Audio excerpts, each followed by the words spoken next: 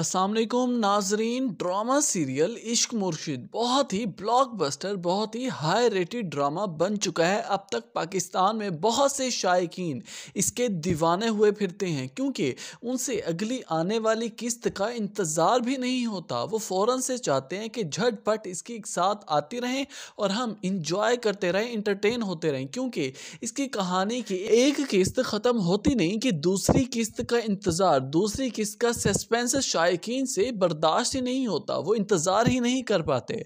अब जैसा कि आपने देखा कि फजल बख्श ने अच्छा खेल रचा रखा है शिब्रा के साथ। अब सुकैना की कही हुई हर बात पर अमल करते हुए फजल बख्श भी सही फिल्म चलाता रहेगा शिब्रा के साथ। अगली किस्त में आप देखेंगे कि वो शिब्रा से प्रपोज करने के तरीके पूछने लगेगा, उससे हेल्प लेगा, कहने लगेगा कि मैं निम्रा को किस तरह से इम्प्रेस करूं कि वो मेरी दीवानी हो जाए और मुझसे शादी करने के लिए राजी हो जाए। जबकि ये बात शिब्रा को बहुत ही नागवार गुजरती है, क्योंकि उसके दिल में जो फीलिंग्स, जो मोहब्बत फजल बख्श के लिए पैदा हो चुकी है, उससे अब ये बर्दाश्त नहीं हो रहा होता कि फजल बख्श किसी और लड़की के लिए मुझसे मशवरे मांग रहा है। लेकिन अभी तो फिलहाल वो फजल बख्श को बुके दे देती है, कहती है कि तुम ये लेकर जाओ। लेकिन जब फजल बख्श उससे कहने लगता है कि देख लो शिब्रा, वो मेरी दीवानी हो तो जाएगी ना, उसे मुझसे मोहब्बत हो तो जाएगी, तो शिब्रा दे मारती है बुके ज़मीन पर, कहने लगती है कि दफ़ा हो जाओ यहाँ से। उसके बाद फजल बख्श किसी बहाने से लेकर शिब्रा को जाता है किसी रेस्टोरेंट में, वीराने में।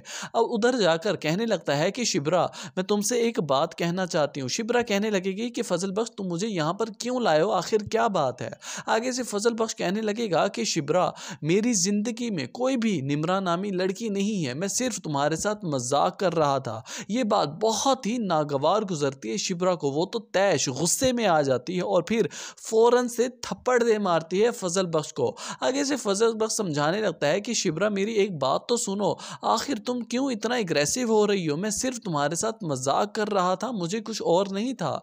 कोई लड़की ऐसी वैसी नहीं है, मैं तुम्हारे अलावा किसी के बारे में सोच भी नहीं सकता।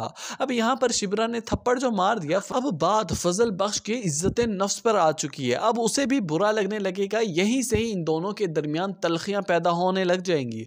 होप सो कि अगली किस्त में आप देखेंगे कि शिब्रा को भी एहसास हो जाएगा कि मैंने बहुत जल्दबाजी की, बहुत बड़ी गलती की उसे थप्पड़ मारकर। लेकिन अब यहाँ पर फजल बख्श तो नाराजगी का इजहार करेगा, शिब्रा से बात तक नहीं करेगा, ताल्लुक ख़त्म कर देगा, रिश्ते नाते सब।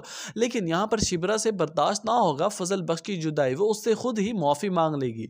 वीडियो अच्छी लगी हो तो वीडियो को लाइक कर दे।